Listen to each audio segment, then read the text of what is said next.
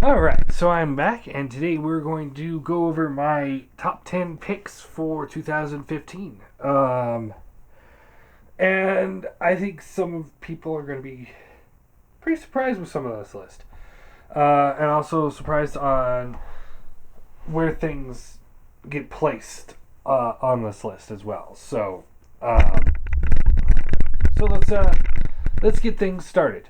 So number 10, I don't really have any honorable mentions, to be honest. I can't think of anything. But number 10, and this is the one that's going to surprise a lot of people, is Combiner Wars Devastator. Now, okay, so why is he on my list? This is a figure that I gave tons of shit about, or gave tons of shit to about the individual modes. But the overall combined mode is really nice. It's big, it's solid. It feels light, but that means it can hold its own weight. You guys saw me do the shake test on him, and I think the scrapper leg fell apart a little bit. But other than that, the thing held together pretty well. And at the end of the day, it's a fun toy, and that's what I do enjoy about it. And you can see him here. Here he is with Masterpiece Soundwave. So he kind of scales pretty good with MPs, if that's what you're going with. The individual bots do too. I wouldn't say, if this thing was released individually, because I always rank my combiners individually. And the primary reason for that is because the figures are released one by one.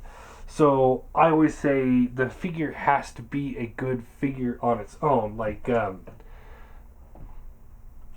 Razor Claw here. He's a good figure on his own. Is he a good figure combined too? Yes. So when they're released one by one, I expect more out of them. But at the end of the day, this was one figure, one set released at one time for $150. That's average. That's the high end. I saw it all the way down to $109 at Walmart.com with free shipping at one point. I almost picked up a second one just because it was cheap. So it's like, for being one figure, that's about the same price as this guy, he does it pretty well. I admit, he does it pretty well. And I recommend everybody picking him up at some point, just to play around with him. I'm not sitting here saying that he needs to be your Devastator on your shelf. Save that for a better company to come along with better quality individual figures. But as a toy, it does its job pretty well. Number 9, I don't actually have anymore, but that's Unite Superion, and that kind of goes into the same thing. The Superion was by far the best of the Combiner Wars combiners that came out. It was infinitely better than Minosaur. It's better than Defensor. Even though it didn't originally come with Slingshot and came with Alpha Bravo instead. Love him, hate him, whatever, it doesn't matter. They did release the Slingshot later on as Quick Slinger, but the big thing is with Unite, the Unite Warriors one, it came with him. Better paint apps all around with this one. The Minosaur was kind of hit or miss, but Unite Superion, better paint apps all around. The figure was great. I loved it. It looked really good with the Perfect Effect upgrade kits, but it also, unlike Hasbro, which came with black hands and black feet for the combiner, it came with the white ones, which are more appropriate for Superion. So yeah, I think it is a good figure. It's a little overpriced, but at the same time, it's one of those where it's like back in Chug, when Chug was really big, sometimes you'd buy the Hasbro figures, but then you'd buy the more expensive Henkei figures because they had better paint apps, and so they'd be worth it. This is one of those cases where I think it was worth it. I'm tempted to buy another one, but at the same time, I don't want him on my shelf because I'm going more MP style. I will get the G2 version when that comes out. Hopefully by then the QC and the mold degradation isn't outrageous. But yeah, Superion is my number 9 pick. Number 8 is the Bad Cube value pack bugs. For everything I did not like about the collector's bugs, the value pack ones got right. I love these things. They're awesome. They're priced. For third party figures, they're priced in a way that you could troop build if you want to. They're like $180 for all three, and they're plastic. They're not die cast. The die cast I had issues with. The clear plastic I had issues with. I had all sorts of issues with the collectors. These guys don't have those issues. That's why when I say I don't think Bad Cube is ready for die cast, this is the perfect example because they're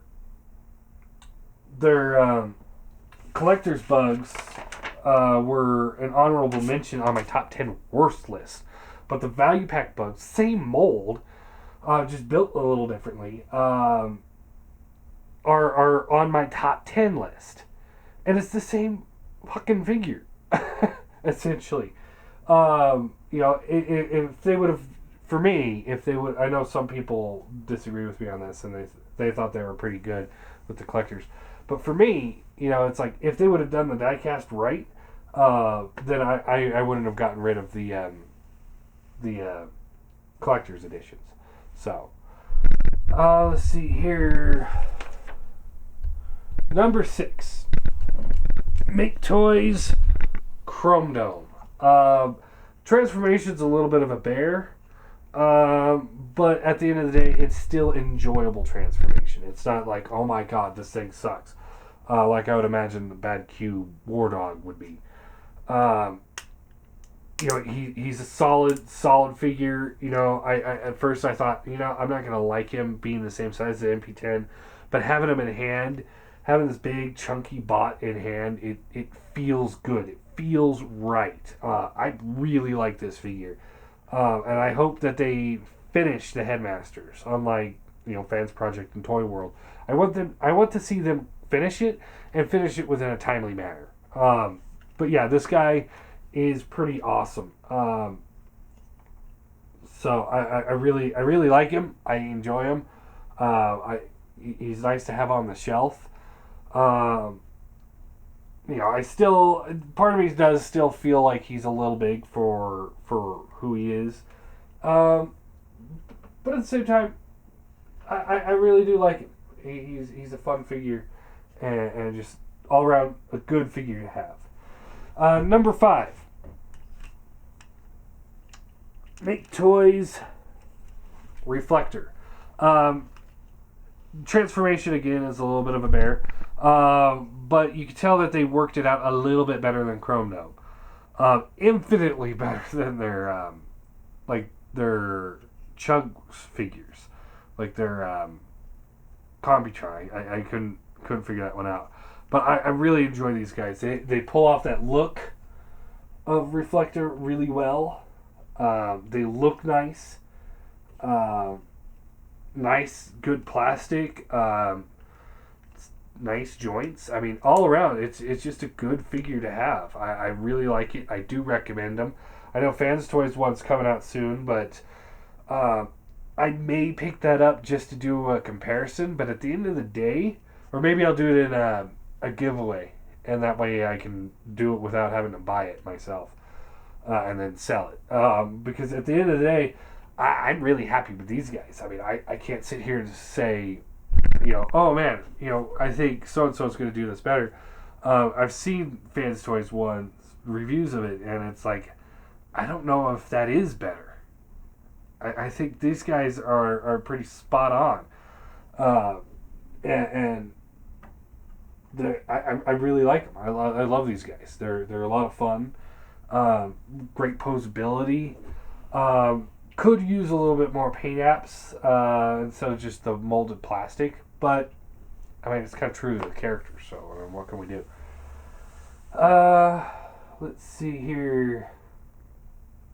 Oh wait, I skipped one. Okay, so 10 is Devastator, 9 is Superion, 8 is the Bugs, 7 I skipped 7, and that's Gravity Builder's Scrapper, or as they call him, Scraper, I think.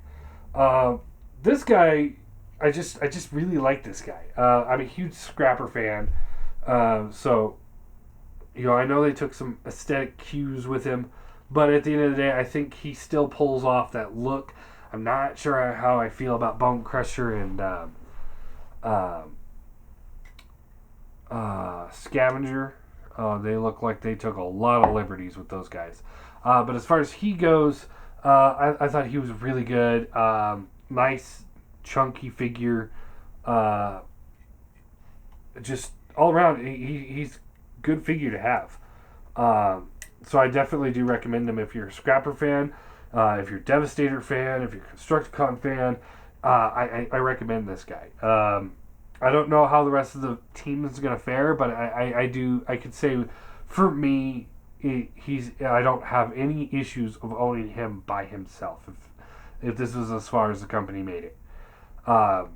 Yeah, I'd be disappointed not to have a Devastator, but I mean, I honestly would be like, all right, well, I've got Devastator, no Devastator, but at least I got a cool Scrapper out of it.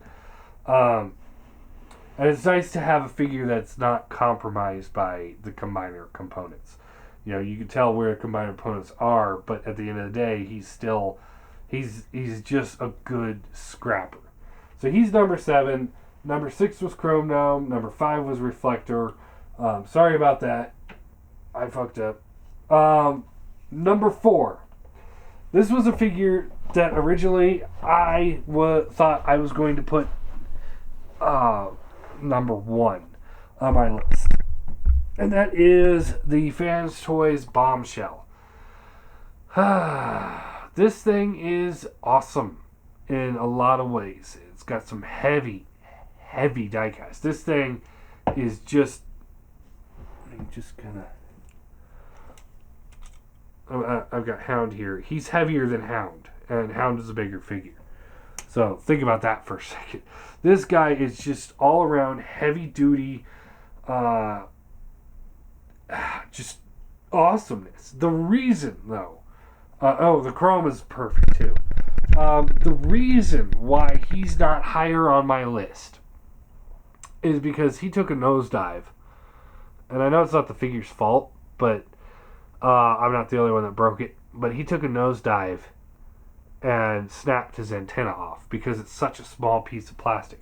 Not glued it back on.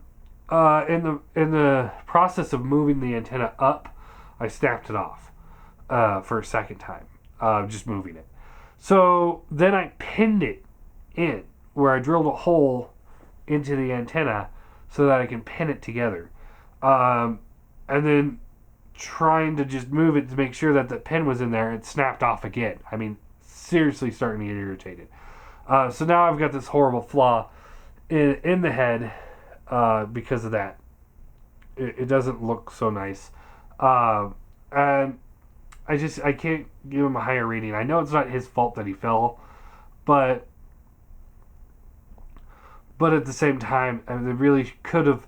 Maybe they've got so much die-cast on this thing. Maybe they could have made that little small piece out of die-cast that, I've talked to other people that just, they move the head, but they put a little too much pressure on the antenna, and that snapped that way. But I mean, it's such a small piece. I'm very disappointed in it, that it broke. I might actually end up buying another one and leaving this guy in bug mode. Maybe I'll get the gray chest one, just to vary, have a little variation going on. But ultimately, I mean, it's still an awesome figure. I do highly recommend it. I mean, even with the flaw, he's still, number 4 on my list. So, yeah, I'm definitely all in on the Fans Toys bugs. I just kind of, I have a bad experience on mine. Again, it's probably my fault, but still, they could have done it a little bit better. I heard, see, like these guys, this thing is a lot thicker on his. Like they thought it out, like, hey, you know what? We need to reinforce this little piece so that it doesn't snap off if somebody's transforming it. But anyway, he's infinitely better than the Bad Cube bugs. But at the same time, it's like one of the great things about the Bad Cube bugs is the fact that they're all ready at the same time. So if you were like, oh, you know what, I want the collector's editions. Okay, they're all out. If you want the value pack bugs, oh, hey, look, they're all out. You buy them all in one box. You don't have to sit there and buy one and then wait a few months, buy another one, wait a few months, buy the third one. It's all out at once. That's one of the best parts about the Bad Cube bugs. All right, number 3 is Make Toys Hound. This guy is just straight awesome. They're aside from, I'd say, maybe painting this yellow one more time to make it a little bit thicker on the yellow paint. And I'm not a huge fan of the ab crunch. It's there, it works. But the figure itself, though, I have to say, is just awesome. The great use of diecast. Great everything. This thing is just, I mean, this thing is just awesome. I mean, I absolutely love this thing. And I'm not a Hound fan, so this right here shows me that Make Toys is ready for the big leagues. I didn't get very many Fans Toys products this year. I think only the bug. I don't have any other. Well, I got the Quake Wave, I guess. But I don't have any other new Dinobots. So, I mean, I've heard some people have flaws with those too. But as far as I'm concerned with Make Toys, they're in the big leagues. They're in there with Fans Toys and Takara. Takara Masterpiece isn't on this list because Trax, while he's not a shit figure, he's not near the engineering of this. He's not near the quality of a figure that this is.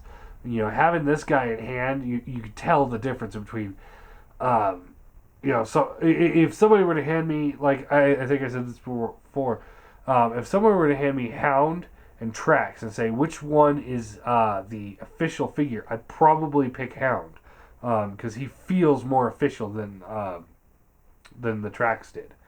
So it's like that's why they're not on the list. Hopefully next year because we're getting Hot Rod, and we're getting Shockwave. So hopefully next year we'll get one of those two on my top 10 list for 2016. But we'll see how that goes. But this guy, highly recommend.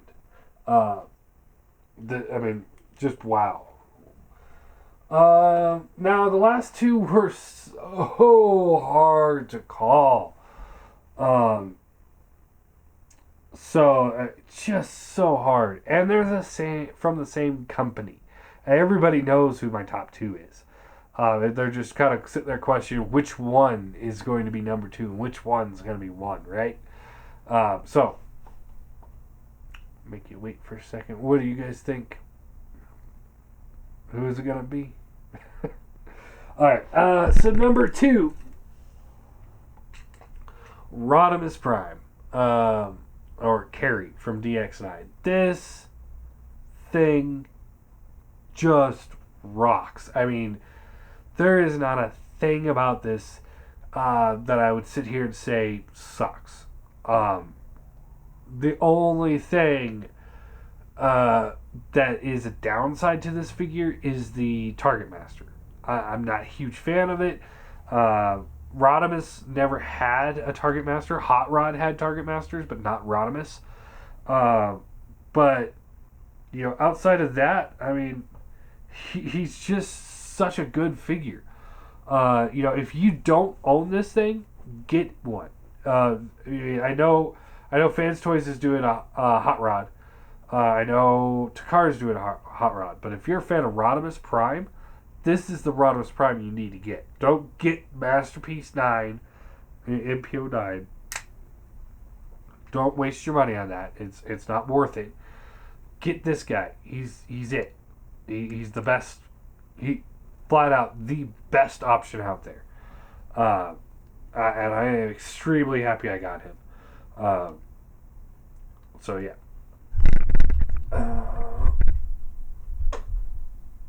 And number one, my number one figure of the year is DX9 Galvatron. Why? Because I'm extremely biased, and Galvatron is my favorite single Decepticon. If you ask me who my favorite combiner is, it's Predaking. If you ask me who my favorite Decepticon is, Galvatron. There is no question. There is no thought there. It's Galvatron. He's absolutely my favorite one. Does the figure have its flaws? Yes, but this is my list, and I'm extremely biased here. I love this figure. I highly recommend him. I think everybody should own this guy. I know he's, some people would say like the shoulders aren't perfect, or the shoulder pads aren't perfect. Some people say the alt mode isn't perfect. But when you really think about this, what are our other options coming out for Galvatron? For a good MP style Galvatron. Will Takara do one? Who knows? I know it's the 30th anniversary of the movie, which is the first appearance of Galvatron. So, there's that possibility, but it's also the 20th anniversary of the Beast Wars. So, and we already know that there's a MP Primal coming out. So, I think, if anything, we're going to see more that than we are going to see this kind of thing from Takara. We've got X-Transbots is doing a Galvatron, but I mean, I'm not buying into the company anymore. I can't. I don't want to. Every time it's like, maybe this will be the one. Maybe this will be the one. I said that with all, starting out, I started out strong with the company with the upgrade kit, the Boost Kiss upgrade kit. But they didn't design that set. So, started out with that, and I was like, alright, that's pretty good. Then I got the Huffer and the Pipes, and I was like, those aren't as good. They're okay. They're decent. I wouldn't put them in Masterpiece, but they're definitely good, large chug type thing. Then they did Ollie, which I absolutely hated. Just, that figure was garbage. Let's see, what else did they do that I looked at? They got a Polyon, which, we've talked about many times on this channel. You transform it, it falls apart. Can't get it quite back together right. So not a fan of that. And then the Scourge figure, which was like, okay, maybe they'll get it right now. And the plastic quality is pretty good. That feet transformation is just nightmare, and the paint chipping off every time you move the damn thing. Not cool. So it's like, okay, so they're making a Galvatron. So is that a good option for me? No, not at all. I'm not. No, I won't even. I'm not even going to be doing giveaways for X-Transbot stuff because I'm afraid that I'm going to break an X-Transbot figure on screen. That I'm supposed to be giving away. Then I have to go out and either get it repaired or buy a new one for somebody else, and that would suck. So I can't. I'm not doing it. I'm not doing it. So no, that's not an option. The other option is Fans Toys, which is almost a year away. So we have till September of next year at the earliest that it's going to be out. So do I have my hopes up on them? Not really. But I've got this guy now, so I'm happy with him. Very happy with him. Oh, and we got Hasbro doing the Voyager class one, which makes no sense to me because of the fact that Megatron was leader class and now he's Galvatron's Voyager class, so he's smaller than Megatron. I know in IDW they're different characters, but for me they'll always be the same character forever because that's what they were in G1 cartoon. That's one of those places where I draw the line. It's like you can bring Beast Machines into the Chug world. You can bring Beast Wars into the Chug world. You can bring Armada, Energon, Cybertron. You can do all of that, and I don't care. But the second you sit there and say Megatron and Galvatron are two separate characters, you lose me. That's me. But anyway, so yeah, despite the fact that at the end of the day he's not as good of a figure as Carry is, I really don't think he is. The two big reasons, and Lenny, if you're out there, you'll know exactly why he got picked. Two biggest reasons. He's my favorite Decepticon, and he's a Decepticon. And that's it. I mean, that's why he beat Rodimus out. Because he's a Decepticon, and he's my favorite Decepticon. It's just like, this was a figure that was I was either gonna love it, or I was gonna hate it. And get pissed off. So there you go. There's my top 10. What do you guys think? And most importantly, what are your top 10 favorite figures? Or top 5, or top 2, or top 1? I don't care. What's your favorite figures of the year? What did you enjoy? Were you surprised that Combine Wars Devastator was on my top 10 list? Because I was when I really sat down and thought about it, and I was like, you know what? He really is a top 10 worthy figure. Just what do you think?